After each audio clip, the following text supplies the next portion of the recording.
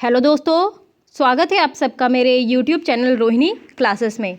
तो आज हम क्लास 10th की ज्योग्राफी का जो है चैप्टर 5 का खनिज एवं ऊर्जा संसाधन का अगला पार्ट देखने जा रहे हैं। इसके पहले हमने जो है लौह खनिज के बारे में बात कर ली है, खनिजों की उपलब्धता के बारे में बात कर ली है, खनिज क्या होते हैं इनके बारे में देख लिया है। और आज हम बात करेंगे अलौह खनिज और अधात्विक खनिजों के बारे में। तो चलिए बिना किसी देरी के स्टार्ट करते हैं। तो बात करते हैं अलौह खनिज के बारे में। देखिए, भारत में ना अलौह खनिज जो है संचित राशि और उत्पादन अधिक संतोषजनक तो नहीं है, लेकिन ये खनिज जो है जिनमें तांबा, बॉक्साइट, सीसा, सोना आते हैं, धातु शोधन, इंजीनियरिंग और विद्युत उद्योगों में महत्वपूर्ण भूमिका निभाते हैं। और अब आइए हम तांबा बॉक्साइट का वितरण जो है वो समझेंगे। तो सबसे पहले बात करते हैं तांबा के बारे में। देखिए, तांबा का रासायनिक चिन्ह क्या होता है? Cu। ठीक है, कॉपर कहते हैं इसे। इसकी परमाणु संख्या है 29। ये भी चीज़ आपको ध्यान रखना है, परमाणु संख्या क्या है? 29। तो देखिए, ये जो कॉपर है ना, ये कॉपर जो है मानव सभ्यता के इतिहास से ही इसका इम्पोर्टेंस रहा है, तांबे का प्रमुख स्थान रहा है। क्यों? क्योंकि प्राचीन काल में ना मानव के द्वारा जो है सबसे पहले, देखिए बहुत इंपॉर्टेंट पॉइंट मैं आपको बता रही हूँ कि मानव द्वारा सबसे पहले प्रयुक्त धातुओं और मिश्र धातुओं में तांबा और कांसे का नाम आता है। ठीक है, ये चीज़ ध्यान रखना है। देखिए, अगर मैं थोड़ा सा तांबे के पहले, बाद में हम इनके वितरण के बारे में बात करेंगे, पहले हम इनके गुण के बारे में देख लेते हैं। देखिए, तांबे का प्रयोग होता क्यों है और जो है क्या इंपॉर्टेंस है इसकी। तांबा जो है ना, धातु जो है, तांबा धातु विद्युत और ऊष्मा की सुचालक होती है।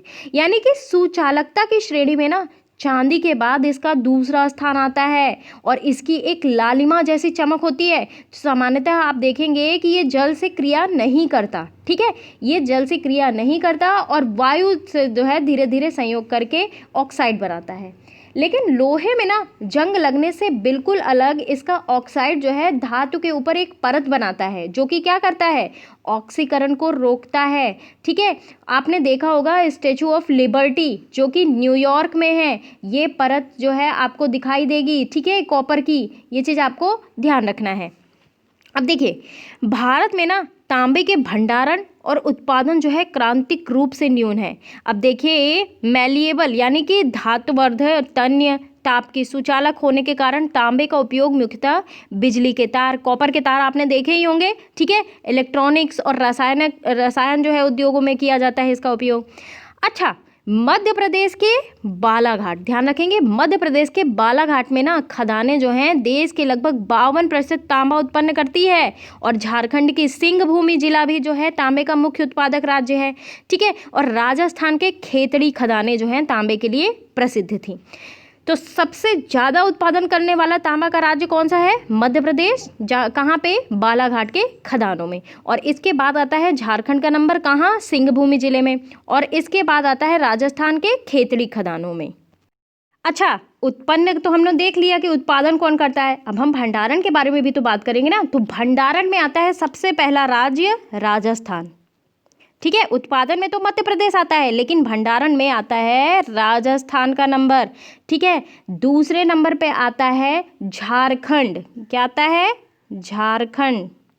और तीसरे स्थान पे आता है मध्य प्रदेश। ठीक है, तो भंडारण और उत्पादन की दृष्टि से आपको ध्यान रखना होगा कि उत्पादन की दृष्टि से मध्य प्रदेश पहला स्थान है, दूसरे स्थान पे है झारखंड, तीसरे स्थान पे है राजस्थान। और वहीं मैं अगर भंडारण की बात बताऊं तो पहले नंबर पे है राजस्थान, दूसरे नंबर पे झारखंड और तीसरे नंबर पे मध्य प्रदेश। अब बात करते हैं बॉक्साइट के बारे में। देखिए, बॉक्साइट जो है ना अनेक अयस्कों में आप देखते होंगे एल्यूमिनियम। ठीक है, लेकिन सबसे अधिक एल्यूमिनियम जो है क्ले जैसे दिखने वाले पदार्थ बॉक्साइट से ही प्राप्त किए जाते हैं। तो बॉक्साइट जो है ना निक्षेपों की रचना एल्यूमिनियम सिलिकेटों से समृद्ध व्यापक भिन्नता वाली चट्टानों के विघटन से होती है। एल्यूमिनियम जो है ना एक महत्वपूर्ण धातु है। क्यों? क्योंकि यह लोहे जैसी शक्ति के साथ साथ अत्यधिक हल्का और सुचालक भी होता है। ठीक है, और इसमें ना अत्यधिक जो है घातधर्यता यानी कि मैलिएबिलिटी पाई जाती है। ठीक है, मैलिएबिलिटी यानी कि जिसे जो है शीट के रूप में फॉर्म किया जा सके, ठीक है, जैसे कि देखिए उसका हैमरिंग, रोलिंग, ठीक है, रोल बनाने में रोल किया जा सके, तो ये लचीला होता है, ठीक है, ये चीज़ ध्यान रखना है। अब देखिए भारत के रेफरेंस में अगर मैं बात करूँ तो भारत में जो है बॉक्साइट के निक्षेप मुख्यतः देखिए अमरकंटक पठार, मैकाल पहाड़ियाँ और बिलासपुर कटनी के जो है पठारी प्रदेश में पाए जाते हैं। इनका वितरण देख लीजिए, सबसे ज़्यादा ओडिशा में, ठीक है, बॉक्साइट जो है सबसे ज़्यादा ओडिशा में, इसके बाद आता है नंबर गुजरात का 24%, फिर है झारखंड 9%, फिर है छत्तीसगढ़ 8%, महाराष्ट्र 8% और अन्य जो है 2%। आइए आप मैप में भी देख लेते हैं। यहाँ पे देखिए बॉक्साइट जो है इस सिंबल का बना होगा, ठीक है, ये देखिए, ठीक, तो यहाँ देखिए कटनी के समीप अमरकंटक, बिलासपुर, कोरापुट, ठीक है, मैकाल, मैकाल बताया मैंने, मैकाल की पहाड़ियों के पास, ठीक है, तो यहाँ जो है इसका क्षेत्र जो है वितरित है।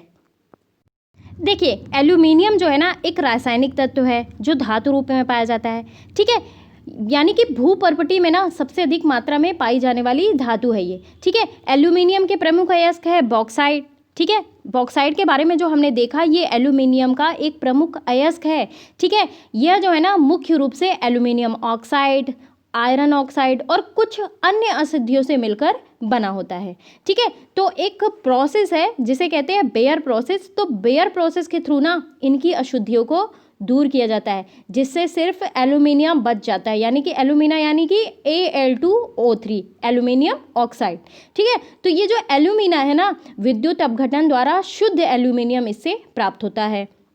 अब इसकी खासियत क्या है, एल्यूमिनियम धातु जो है ना वो विद्युत और ऊष्मा की चालक और काफ़ी हल्की होती है गाइस, और इसीलिए ना इसे इलेक्ट्रॉनिक्स में यूज़ में लाया जाता है और इसके कारण इसका उपयोग जो है ना हवाई जहाज़ के पुर्जे बनाने में भी किया जाता है। आपको इसका उपयोग भी पता होना चाहिए, ठीक है। भारत में जम्मू कश्मीर, मुंबई, कोल्हापुर, जबलपुर, रांची, सोनभद्र, बालाघाट, कटनी बॉक्साइट के विशाल भंडार हैं, ठीक है। और एक आती है कंपनी नैल्को, NALCO, नाल्को जो है उड़ीसा में स्थित है। ये दुनिया की सबसे सस्ती एल्यूमिनियम बनाने वाली कंपनी है, ये चीज़ आपको ध्यान रखना है, ठीक है। और देखिए और भी कुछ चीज़ें दी हुई हैं। देखिए उड़ीसा जो है भारत का सबसे बड़ा बॉक्साइट उत्पादक राज्य है और मैंने बता भी दिया कि नैल्को जो कंपनी है वो भारत के उड़ीसा में ही है, ठीक है। और यह कोरापुट जिले में पंचपतमाली निक्षेप राज्य के जो है सबसे महत्वपूर्ण बॉक्साइट निक्षेप हैं, ठीक है। एक रोचक बात और देख लीजिए, एल्यूमिनियम की खोज जो है ना, इसकी खोज के बाद सम्राट नेपोलियन तृतीय अपने कपड़ों पर एल्यूमिनियम से बने हुक और बटन पहनता था और अपने खास मेहमानों को एल्यूमिनियम से बने बर्तनों में भोजन करवाता था और आम मेहमानों को सोने और चांदी के बर्तनों में जो है भोजन परोसा जाता था। और इस घटना के ना 30 वर्ष बाद जो है पेरिस में भिखारियों के पास भी जो है एल्यूमिनियम के बर्तन होना आम बात हो गई, ठीक है। अच्छा, ये तो हुई अलौह की बात। अब बात आती है अधात्विक खनिज। इसमें सबसे पहला क्रम है अभ्रक का। तो सबसे पहले आइए मैप में देख लेते हैं कि अभ्रक जो है किस किस क्षेत्र में पाए जाते हैं। तो ये देखिए स्टार जैसा सिंबल है वो अभ्रक का क्षेत्र है। तो यहाँ देखिए आंध्र प्रदेश के नेल्लोर में, ठीक है। ऊपर जाएंगे अगर हम तो देखिए बिहार के गया में, झारखंड के हजारीबाग में और यहाँ देखिए राजस्थान के अजमेर में, राजस्थान के वेवर में, ठीक है। तो ये जो है अभ्रक के क्षेत्र हैं, ठीक है। आगे बढ़ते हैं।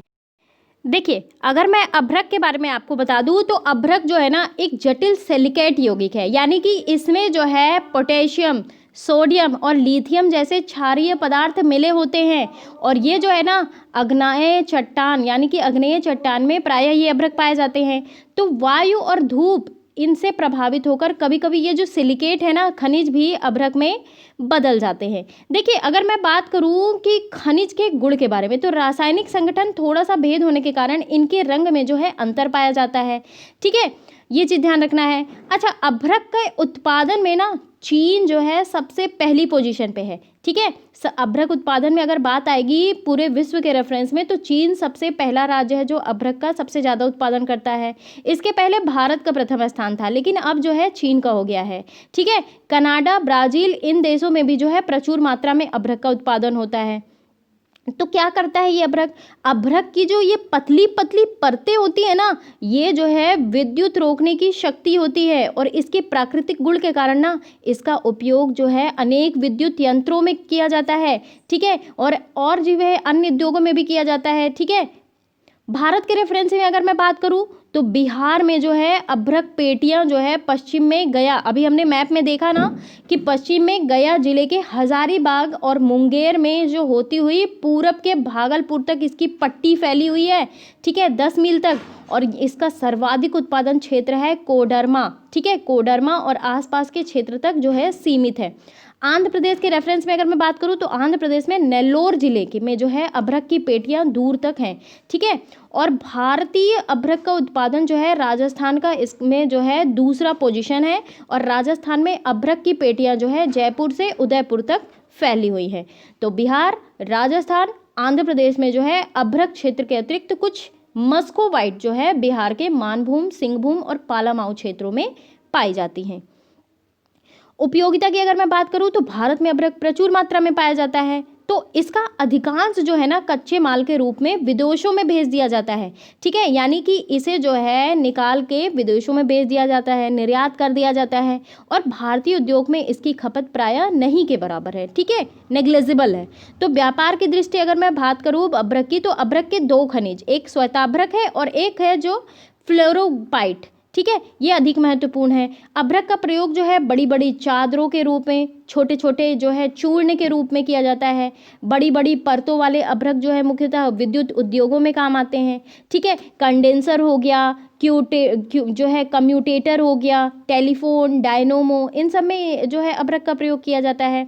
पारदर्शक और तापरोधक होने के कारण ना ये लैंप की चिमनी, स्टोव और भट्टियों में भी इसका प्रयोग होता है, ठीक है। तो अभ्रक के छोटे छोटे टुकड़ों को ना चिपका कर माइका नाइट बनाया जाता है, ठीक है, क्योंकि अभ्रक जो है ऊष्मा का सुचालक और विद्युत का कुचालक है। ध्यान रखिएगा, ये ऊष्मा का सुचालक और विद्युत का कुचालक, और यही गुण है जो है इसे व्यापारिक दृष्टि से महत्वपूर्ण बनाता है, ठीक है। अब देखिए, पवन मापी यंत्र हो गया, उच्च कोटि के दर्पण हो गए, ये अभ्रक की सहायता से बनाए जाते हैं। बॉयलर के जैकेट हो गए, ठीक है, क्या बताऊँ मैं, बहुत सारी चीज़ें जो है। अभ्रक पारदर्शक भी होता है, और साथ ही जो है ताप के आकस्मिक उतार चढ़ाव के कारण भी जो है उसके ऊपर असर नहीं पड़ता, और इसलिए ना भट्टियों में अग्नि निरोधक पलस्तर जो है करने के काम आता है, ठीक है। रंगहीन पारदर्शक कागज, विभिन्न प्रकार के खिलौने, रंगमंच के पर्दों की सजावट, ठीक है, चमकीले पेंट कलर भी अभ्रक की सहायता से बनाए जाते हैं, ठीक है।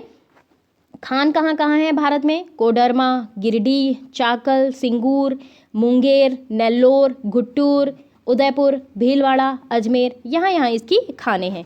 तो अभ्रक जो है एक ऐसा खनिज है ना जो प्लेटों और पतरन क्रम में पाया जाता है, और इनकी चादरों में जो है विपाटन यानी कि स्प्लिट आसानी से हो जाता है, ठीक है। ये परतें इतनी महीन हो सकती है ना कि इसकी 1000 परतें जो है कुछ सेंटीमीटर ऊंचाई में समाहित हो जाती हैं, ठीक है। यानी कि अभ्रक जो है, जैसा कि मैंने आपको बताया कि पारदर्शी, काले, हरे, नीले, पीले, भूरे, इन सब कलर के हो सकते हैं।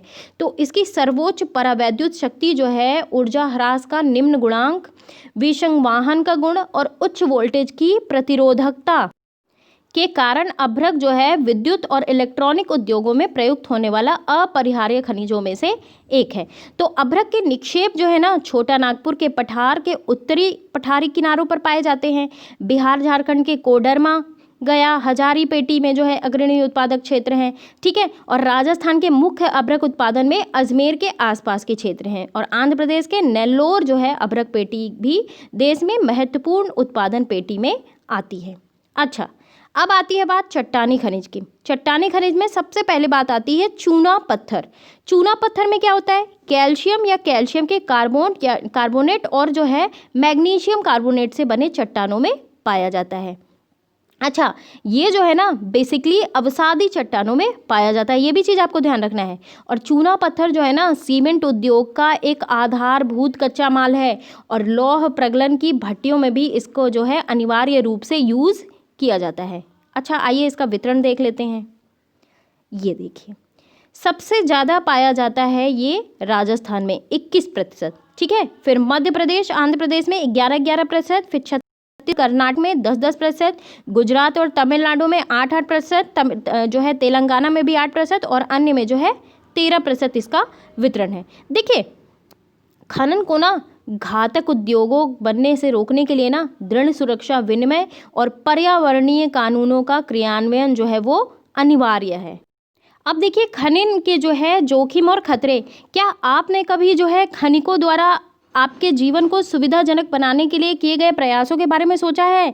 खनन का जो खनिकों के स्वास्थ्य और पर्यावरण पर क्या प्रभाव पड़ता है? देखिए, खदानों में ना काम करने वाले जो श्रमिक हैं लगातार धूल और हानिकारक धुएं में सांस लेते हुए फेफड़ों संबंधी बीमारियों के शिकार हो जाते हैं। खदानों की छतें गिरने से सैलाब आने या और जो है कोयले की खदानों में आग लगने इत्यादि के खतरे जो है खदान श्रमिकों के लिए स्थायी हैं। ठीक है, खदान जो क्षेत्र है ना वो खनन के लिए जो है कारण जो है जल स्रोतों को संदूषित करते हैं और अवशिष्ट पदार्थों और जो है खनिज तरल के मलबे में जो है खत्ता लगाने की भूमि और मिट्टी का अवक्षय होता है और सरिताओं और नदियों भी प्रदूषित होता है। ठीक है, देखिए, मैं तो बहुत अच्छी तरीके से जाती हूँ क्योंकि मेरे फादर जो है खुद कोल माइंस में है और उनको स्नोफीलिया जैसी बीमारी वहाँ के लोगों के लिए आम बात है। और स्नोफीलिया होती कैसे है? यही जो है ऐसे जो है गंदे धुएँ आते हैं उनसे उसमें सांस लेता होता है, फेफड़े संबंधी बीमारी होती है ये। ठीक है, तो बेसिकली अगर मैं बात बताऊँ तो खनन वाले क्षेत्रों में काम करने वाले लोगों का जीवन जो है ना बहुत कष्टकारी होता है। ठीक है, कभी माइंस गिर जाती है, ठीक है, और फेफड़ों संबंधी बीमारियां जो हैं आम बात है। कोयले की खदानों में देखिए कभी कभी आग भी लग जाती है। ठीक है, तो ये देखिए बहुत सारे न्यूज़पेपर में देखिए छपता भी है कि झरिया टू बी शिफ्टेड। ठीक है, over 50% of coal belt mines unsafe हैं। ठीक है, सेफ्टी जो है standard were not be place जो है। ठीक है, तो ये सारे न्यूज़पेपर में आए दिन जो है चीज़ें छपती रहती हैं। अब आइए बात करते हैं खनिजों का संरक्षण कैसे करते हैं। हम सभी को उद्योग और कृषि के जो है खनिज निक्षेपों और उनसे जो है विनिर्मित पदार्थों की भारी निर्भरता है। जाहिर सी बात है, कोई भी चीज़ हो तो वो जो है उद्योग के लिए खनिज चाहिए ही चाहिए। ठीक है, लोहे, एल्यूमिनियम, इन सब की जो है ज़रूरत पड़ती है। तो खनन उद्योग जो योग्य निक्षेप की ना कुल राशि जो है असार्थक अंश है, अर्थात भूपर्पटी पर 1%। जिस खनिज संसाधन के निर्माण और सांधन में लाखों वर्ष लगे हैं, हम उनका शीघ्रता से उपभोग कर रहे हैं। ठीक है, तो खनिज निर्माण की ना शीघ्रता से उपभोग करने की जो ये प्रक्रिया है इतनी यानी खनिज निर्माण तो बहुत धीमी गति से हो रहा है लेकिन उसका उपभोग हम बहुत ज़्यादा शीघ्रता से कर रहे हैं। तो उनके वर्तमान उपभोग की दर की तुलना में उनके पुनर्भरण की दर जो है ना अपरिमित रूप से थोड़ी है और इसलिए जो है खनिज संसाधन सीमित और अनवीकरण योग्य हैं। ठीक है, और समृद्ध खनिज निक्षेप जो है ना हमारे देश की ही अत्यधिक मूल्यवान संपत्ति है, लेकिन ये अल्पजीवी हैं, बहुत कम समय के लिए हैं। ठीक है, तो अयस्कों के ना सतत उत्खनन से यानी कि लगातार खनन से लागत बढ़ती है क्योंकि खनिजों के ना उत्खनन की गहराई बढ़ने के साथ उनकी गुणवत्ता घटती जाती है। ठीक है, आपने जो है खनिज संसाधनों को सुनियोजित और सतत पोषणीय ढंग से प्रयोग करने के लिए एक तालमेल युक्त प्रयास करना होगा। निम्न कोटि के अयस्कों का जो है कम लागतों पर प्रयोग करने के लिए उन्नत प्रौद्योगिकी यानी कि टेक्नोलॉजी विकसित करनी होगी और ताकि जो है सतत विकास करते रहना होगा। ठीक है, और धातुओं का ना पुनः चक्रण, रद्दी धातुओं के प्रयोग और जो है अन्य प्रतिस्थापनों का उपयोग जो है भविष्य में हमारे खनिज संसाधनों के संरक्षण का उपाय है। ठीक है, तो चलिए यहीं समाप्त होता है ये वीडियो और अगले पार्ट में हम देखेंगे ऊर्जा संसाधन के बारे में। तो कैसा लगा मेरा ये वीडियो ज़रूर आप मुझे कमेंट बॉक्स में बताएं। चैनल को सब्सक्राइब ना किया हो गाइस तो ज़रूर कर ले और गाइस बेल आइकन प्रेस कर लिया करिए ताकि मेरी नई वीडियो की नोटिफिकेशन आपको प्राप्त हो जाया करिए। तो चलिए, तो यहीं समाप्त करती हूँ। Thank you very much.